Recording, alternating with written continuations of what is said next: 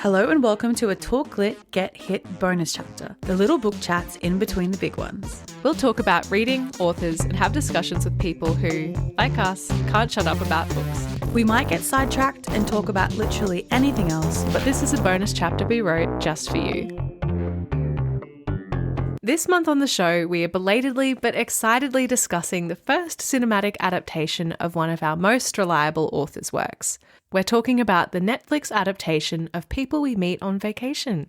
Bridget, hello. Hello. How are you? I'm so well. Feel like it's been a long time since we've talked about Emily Henry. It sort of has been, actually, quite long in between drinks. Based on our previous track record of always banging on about her.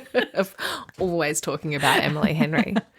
Well, we've been podcasting since 2022 and talking about Emily Henry for almost as long. So we have our beach read episode from February 2023. Then in the same year, we were back for more. We have Happy Place in May 2023. And that one was quite a big event because we were staying up late, going to get the book. Reading it in a frenzy. Let's get this episode out, hot off the press. I really want to. And then the last Emily Henry book we discussed was Funny Story in June 2024. Yeah, and actually I just remembered that we did have quite a passionate rant about Great Big Beautiful Life before we'd even read it in one of our bonus chapters. We were like, people don't like it, but we reckon it'll be great. Oh, yeah.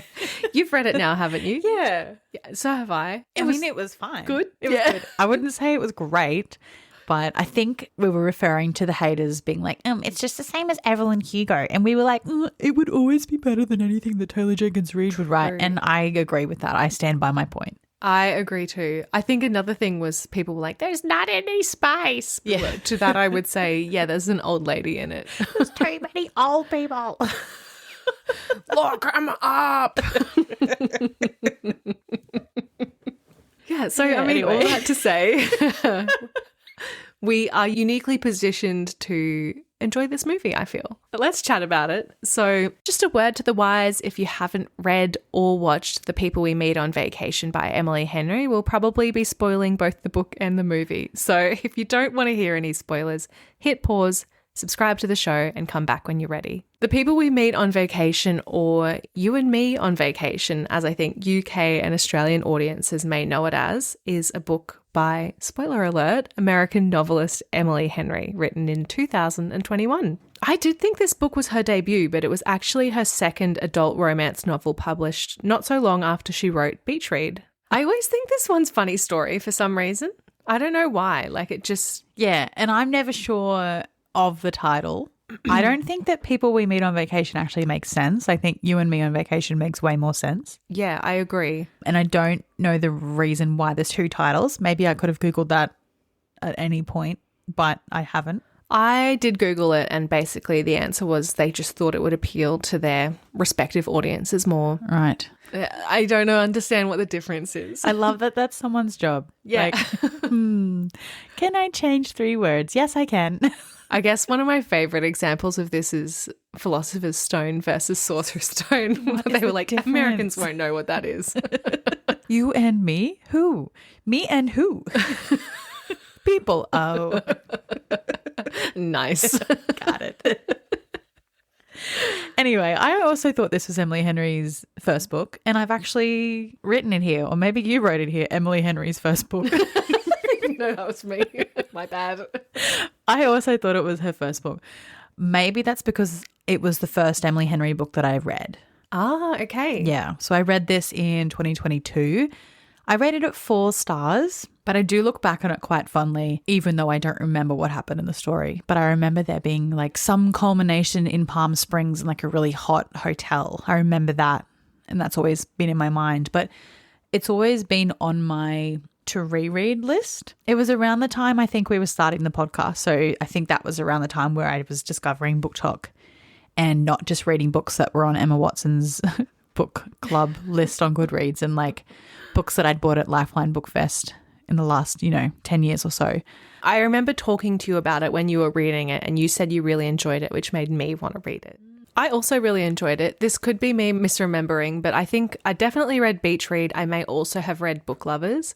And I know I was fairly complimentary on the show about Beach Read, but I know when I read it, I didn't like it that much. When I read People We Meet on Vacation, I thought, this is so much better. Why aren't people talking about it? And in fact, this has been cemented in my review where I rated it 4 stars and said, this one is so good! Exclamation mark, exclamation mark, exclamation mark. Why does everyone talk about Beach Read instead? Loses a point for perpetual tiny girl syndrome. Spoiler alert, this will continue throughout all Emily Henry books. Otherwise, Alex and Poppy forever. So I was a big fan. So it was first announced in October 2022 that this film was being made. So we've been waiting for a very long time. Such a long time. Wow, Hollywood doesn't move quickly, does it? Hollywood wasn't built in a day, Bridget. The People We Meet on Vacation was directed by Brett Haley. I had not heard of him, but he's directed around 20 projects, some of which I was actually familiar with. Were you familiar with any of his works when you looked it up? Not a single one. I did see that he had directed one episode of the Looking for Alaska miniseries in 2019. Episode. Just one little episode. But yeah, no, had never heard of them. Some that I saw were All Together Now and All the Bright Places. Just thought it was funny how both of them had the word all in them. Interesting. That was Alaska. Yeah. Oh my God. What the hell? This is a conspiracy. People we meet on vacation. Oh my God. We uncovered something huge here. This is sinister and it's going to be huge. We're on to you, Brett Haley. And actually, this is a side note and not really relevant at all, but I keep listening to that song, I just saw Haley's comment. And so when I saw his name, I was like, oh, like the comment. Oh my God. I didn't know anything about the director, but I did know that one of the screenwriters was Yuling Kwang, who is an independent filmmaker and the author of one of my favorite books from 2025, which is How to End a Love Story. That's pretty much one of the only things I knew about this as well, although I still haven't read How to End a Love Story. Yeah. Something else I found quite funny was that the other two screenwriters, Amos Vernon and Nunzio Rendazzo, they both had various credits to their name, but they were both working on Hotel Transylvania Transformia. That was their like main credit on IMDb. Known for. So I think maybe we need to watch that movie. Yeah, it's going to be good. I think we should start talking about the cast because I am so keen to talk about it. I love Emily Beta and I love Tom Blythe. Let's just talk about them because I've got nothing more to say about the screenwriters. Why? We had such a wealth of knowledge to what draw do from. they even do? I don't know. So what kind of screens do you write on mainly? iPad. Anyway, Emily Beta, she has a very like classically beautiful face. I feel like Andie MacDowell type vibes. She's got that great bone structure. She looks expensive. Great hair. Oh, yeah. I'm obsessed. Yes, same. I knew you would be. I've been obsessed with her since I watched maybe 2 or 3 episodes of My Lady Jane, which was a show released in 2024, I think on Amazon Prime. And I stopped watching after they cancelled it after 1 season. So I was like, I don't want to watch the end of this. So I will never know how that show ended and I never want to know, but I loved it. Also saw that she's appeared in quite a few horror movies. It's good for me. I love a horror movie. That's good because I was going to say I'm never going to watch them, but I want her to sort of go more this way into like fluffy movies that aren't going to make me scared. I don't know anything about tennis, but I did see she just recently got cast in a biopic of a tennis player. Oh. Don't know who they are. No offense to that woman, but she looks exactly the same. Interesting. So again, casting directors, nice work. Could never do your job. No, I know a little bit about tennis. I know a thing or two about tennis. Oh no, soccer. It's soccer. Bloody hell. Mia Hamm. That's how little I know about any sport. Okay, so she is not going to be in a tennis movie. She's going to be in a soccer movie. Called the 99ers. No, let's just keep going. Damn it. Because you don't know anything about soccer either, so it's fine. Tennis, soccer, there's a ball. Potato. She's so beautiful. I was entranced by her. Every time she was on the screen, I was like, she is so pretty. Yeah. Oh my God. Maybe that's why I don't remember much of the movie. I mean, spoiler alert, but I do remember a lot about how she looked, and she looked great. Yeah. My first note was, oh my God, she's so beautiful. And then my second note was, oh my God, her boss is so beautiful. We actually looking at our show notes now. And under Emily Bader, there's 2 dot points. Her year of birth, the fact that she was in My Lady Jane, and nothing else. Moving on. Just talking about Tom Blythe. There's not much to say about her. I tried so hard to find some more interesting tidbits, but there wasn't really anything other than she's so gorgeous. She also seems very like charming and Yes. like I know this kind of ties into a recent episode where we were saying that chemistry is a hot person's game. Yeah. But watching interviews with Tom Blythe and Emily Bader, I was like, oh, I know for certain I would be best friends with her. Yeah, same. I was like, she could fit in with us Yeah. so well. Okay, Tom Blythe, he was born in 1995. He was born in Birmingham, but he did grow up in Nottingham. He trained at Juilliard in New York City and he graduated in 2020. He has been in a few films and series, including Billy the Kid, The Gilded Age, Benediction, and of course he played young Coriolanus Snow in The Hunger Games. I hold him personally responsible for Suzanne Collins' writing Sunrise on the Reaping because we were thirsting, and I'm saying we, including myself in that, we were thirsting after young President Snow a little bit too much, thanks to the TikTok editors. And Suzanne was like, hold on a sec. I've got something for you losers. Here you go. Cry about this. Let me shut you down. Stop it. Stop watching videos of him in that red suit. So thanks for that, Tom. I really wanted to hear your thoughts in particular on Tom Blythe in this movie because it is known that you were a big fan of him in The Ballad of Songbirds and Snakes. Did your love for him transfer to a new medium, to a new film? It did. Yeah. Yep. Okay. And also, I just think he's a nice guy. Like, I watched quite a few interviews and the female co-stars he's had speak very highly of him. Like Rachel Zegler sometimes catches up with him and posts a little cute photo on her Instagram. And I think that is a good thing. He seems funny. He seems a bit chill. He seems a bit more laid back than Alex. I like him. Apart from Emily Bader and Tom Blythe, there were quite a few other just unexpected appearances. There was Lucas Gage, who I thought was like maybe a little bit too famous to have such a minor role in this. He was the boat driver that she almost hooks up with. Yeah, who is he? He's been in like The White Lotus, You, quite a few other like Netflix shows. Yeah. And then there was also Sarah Catherine Hook, who I guess is not super famous, but she was recently in The White Lotus and Cruel Intentions, I think. There was a TV show. She was playing Alex's girlfriend, also named Sarah. But the last kind of cameo that really took me by surprise was Alan Ruck, who was Cameron in Ferris Bueller's Day Off. I don't really know who that man is. I don't like Ferris Bueller's Day Off. I hated it. But I'm actually, the last few days have been sort of a reckoning for me and like my identity because I watched A Bug's Life. And when I was a kid, I hated that movie. And I don't remember it, but I was enthralled by it. So now I'm like, do I like everything I've ever hated?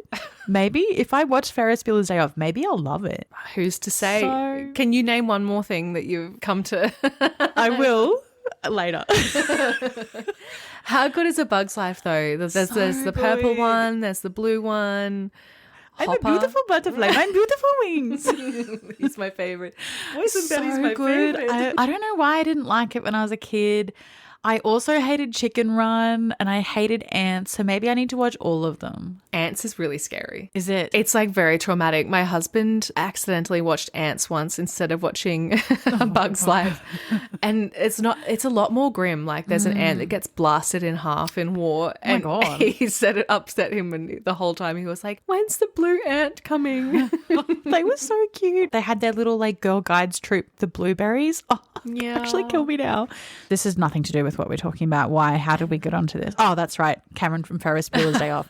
Well, apart from the fact that Emily Bader was distractingly beautiful and Tom Blythe was also there, what else did you think about this movie? Yeah, when I say I like him, Emily, really just looking at her. He was there. Maybe let's narrow it down and start by just talking about Poppy. Thank God we are back to the manic pixie dream girl kind of vibe in cinema. Not that I'm really well versed in cinema, but this is what I love. I love a whimsical, silly little girl who in real life would be annoying as shit, but it is a delight to watch them on screen just charm their way through life. Every single outfit she wore, stunning. Every little joke, every little quip she had, amazing. I loved the character of Poppy. What did you think about her? I also really enjoyed the character of Poppy, and I was really impressed by Emily Abater's ability to kind of bring a little bit of earnestness, I guess, to that character, because I think on paper, and I know I sort of struggled with this a little bit reading the book, it's just hard to imagine anyone like that in real life. But I think she was so endearing and charming, and it was like kind of same thing happened to me as what happened to Alex, where she just like wore me down and like really grew on me throughout the movie. So I was kind of blown away because everything about her tells me I should hate her. The question I had was, should this movie have been a series? Because I felt like it was quite long. Like it was nearly 2 hours long, but I felt that it barely scratched the surface of the characters and of the plot. Although I can't remember the book too much. I know there's lots of things that have been omitted from the story, but I don't really see how they would fit all that in either. So I'm sort of like in two minds about it. But I think the way that Poppy's character was written and portrayed was really good, because we saw all those like silly, carefree moments where she was just so charming, but we also saw some more serious and like earnest moments, like when she was getting home to her silent apartment and she was like sadly looking in the fridge. That would have been interesting to have that explored a bit more as well. We got enough of that serious stuff at the start to make the end speech make sense, but I think it would have been really interesting to see that explored in depth in maybe like a mini series or something like that. Yeah, I agree. I think it felt a little bit sort of undercooked. I think that is something that Emily Henry does really well, that sort of ability to give her characters a little bit more depth and portray them as like very real, flawed people. Even when I was watching the movie and the conversation around like people only knowing her as like blowjob, Poppy or whatever it was, I was like, do people really like latch on to stuff like that? Like, does that really happen in American high schools? Like, it just didn't quite seem enough, but I know when it was explained in the book, it felt very real to me. I think a show also would have benefited Alex's perspective a little bit, and I know we'll probably touch on it more later, but I think we only really had the opportunity to dig a little deeper into Poppy's side of things. Yeah, that is true, because I do remember really understanding why he had moved back to their hometown in the book. And I couldn't quite remember it when I was watching the movie. So yeah, it would be interesting to see what it would be like if it was a series. I did sort of think of all the Emily Henry books, this was an interesting one to firstly adapt first of all. Like I was quite intrigued that this was picked up over any of the others. Maybe it's just that more people were fighting over the others or something like that. Yeah. And I also thought this is probably the one book that I wouldn't make into a show. Like I think Beach Read, Book Lovers, Happy Place could probably all be a movie. I feel like they're sort of a bit more insular. Like this is quite broad in like the scope of time that it covers, and also just like the locations around the world. Like every year, I think for 11 years in the book, they were jet setting around the world, and that's a lot of ground to cover. So it seems like a big mammoth task to put into a 2-hour movie. Saying all that though, when I finished it, I felt very happy about the movie as a whole. I think it's just in the week since I've seen it, I've been thinking about it a little bit more and being like, oh, maybe it would have been better if this was included, or maybe it would have been better if we didn't spend quite so much time on this. But when the credits were rolling, I was like, wow, that was great. I really had a good time watching that. And maybe it doesn't have to be that deep. Maybe it can just be, I had a great time watching it. I also really enjoyed the movie, but I was sort of thinking if I didn't already have some sort of association with the book or like memories from the book, then the movie probably would be pretty forgettable to me. Which again, maybe it doesn't have to be that deep. I watched a movie and I enjoyed it. Not everything has to be like the best, most impactful piece of art. Yeah. The movie definitely didn't do the same things for me that the book did. I kind of touched on it before, but I sort of feel like I didn't really get enough out of Alex. And I remember in the book, he really grew on me. And what I enjoyed about his character in both instances was that he is just like the most normal guy. He is just someone everyone knows. I think everybody knows someone pretty much like Alex who's like kind of serious, kind of self-conscious, soft and funny and silly, like the more you get to know him. Yeah. There's nothing like quote unquote special about Alex. And I really like that in a romance, and I really like that pitted against a character like Poppy who's so larger than life and like so high achieving. Yeah, it's grumpy sunshine in a way that doesn't make me sick. Yeah, he's not he's like just sensible. wheatgrass. He's not going to kill anyone who puts their hands on her. He's just going to work. He goes to the gym. He goes home, cooks dinner, and goes to bed. Yeah, steadfast, so normal. stable, reliable, and I love that. But I will say I think he was a little bit too boring in the movie. I don't think it ever quite reached this level, but there were minor shades of I have a crush on someone, you know her, to this character, because I just don't think he was interesting enough. Like, Tom Blythe is lucky that he's so attractive and like charming, because I think that's what made it work. But I reckon if they were just going on script alone, some of the more sort of personable and real elements of Alex were stripped away. Yeah, I think maybe we needed at least one more trip. The ones that we saw were like sort of extremes. They went camping and that was crazy, like the skinny dipping, and he was acting very out of character for that. And then we saw them in New Orleans and they were drunk. And that was my favorite. Love that. Amazing. But it would have been nice maybe to just get a holiday or a day where they weren't drunk or like with other people. With other people, like just to see that sort of friendship that we were told was there before it sort of was going into the flirty will they, won't they? Because I think for someone who hasn't read the book, it would seem a bit unrealistic that they would go on this trip every year. But they obviously do have a friendship, like they have that foundation there, and we just didn't really see that foundation very much. So maybe like one more trip or like a few more hangouts where the stakes aren't so high, they're just casually hanging out. But is that boring to watch as well? I don't know, because then, I mean, it's a totally different thing, but you think about shows like Normal People, which is like just a show about people hanging out and talking about their feelings. Well, it's funny you bring up Normal People, because what I was going to say is this is a Normal People alternate universe where people are allowed to be happy. Yeah. It's sort of like sliding doors, like when are they ever going to get together? Oh, here's where they get together. Like it's opposite to Normal People, but it had the same sort of vibe for me. And it's like at the end, you want to do your thing and I want to do my thing. Let's compromise. Yeah, let's both move to New York. If only there was a way. When we were recording the Hating Game episode, there was something that I was desperately trying to remember. I was so sure that I loved a book that had a sick bed trope. And I was like, but what is it? And it was this. Amazing. I love I'm so sick, I can't get out of bed. I don't know if what I'm saying is coherent, but you're here to take care of me. And I might accidentally tell you that I love you. Oh, love it. And I'm glad that was in the movie. Her sick makeup was so good too. Yes, she actually looked sick. And he was so nice. He was so nice. But I will say that I was also like, yeah, all that money. I know. But it was all paid for by the people. True. They've got us by the plot. They've got us by the plot. And even that, like that wasn't really. Leave. I know, but they're together. Yeah. Yeah. I thought their chemistry was great. Like I think we talked a little bit before about their chemistry in the interviews, but I think they worked together as a couple really well. I think the sex scene and the lead up to the sex scene was great.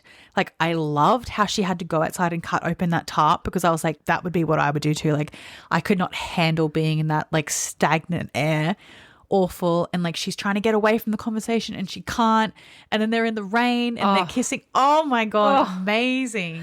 And that whole scene was like so cinematic and like atmospheric. So that, beautiful. Like, soft light, the like shimmer from the rain, her beautiful dress. Yes. Oh. I think everything in that scene was so great. I have seen online that there was a steamier sex scene. Really? That was cut.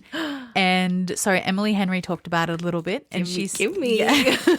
She said, it was gorgeous and perfect. I mean, I feel a little bit guilty because I went and told all my friends it's one of the sexiest sex scenes I've ever seen in my life. Like genuinely, it was like Titanic level to me. It was so, so good and raw and tender. They had started doing test screenings and especially people who weren't familiar with the books, felt kind of like it was a hard right turn in the movie. If it doesn't fit in the movie, then it doesn't work. It has to serve the larger movie. I don't want anyone to feel like they were jolted out of the story and feel like they hopped rails into a different movie.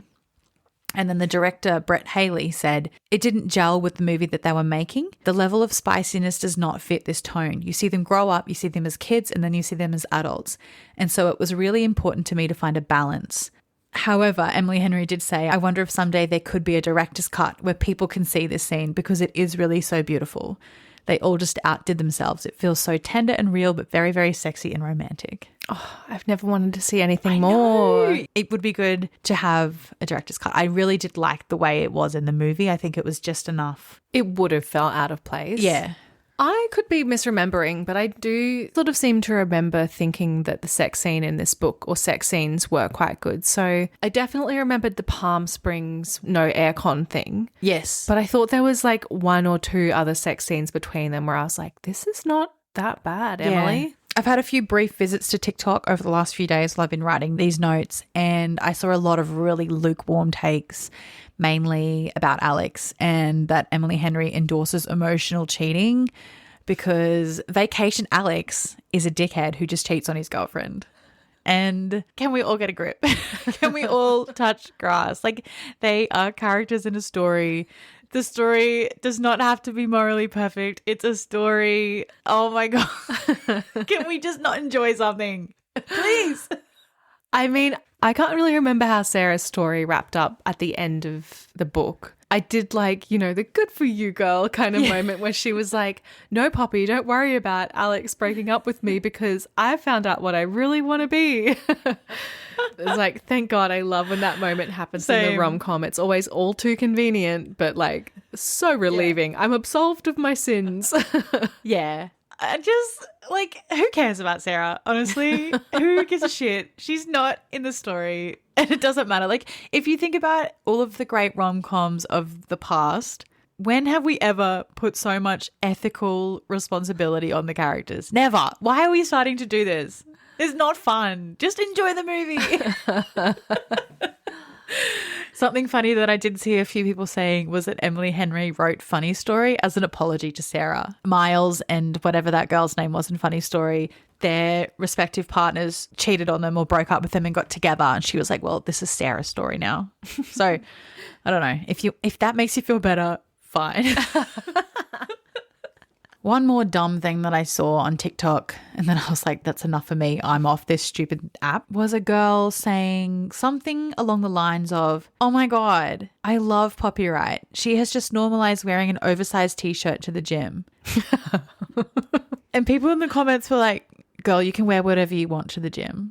And she was like, no, but like, you know, like I wear a set to the gym. People need to get their own personalities. Like, what's the shoe we're wearing this fall? Who cares? You can wear an oversized t-shirt to the gym, guys. Girls, it's called a pump cover. Look it up. Wear whatever you want. I just... That is mind-numbing. Yeah. I'm very thankful to live a life where seeing someone in a movie wear a t-shirt to the gym isn't breaking news. It's so funny. I also saw a few videos being like, how to live a Poppy Wright life, how to be whimsical, how to be blah, blah, blah, blah. And I think the key to living a Poppy Wright life and the key to being whimsical is not following TikTok tutorials on how to live a Poppy Wright life. Yeah. She has a personality. She has her own thing.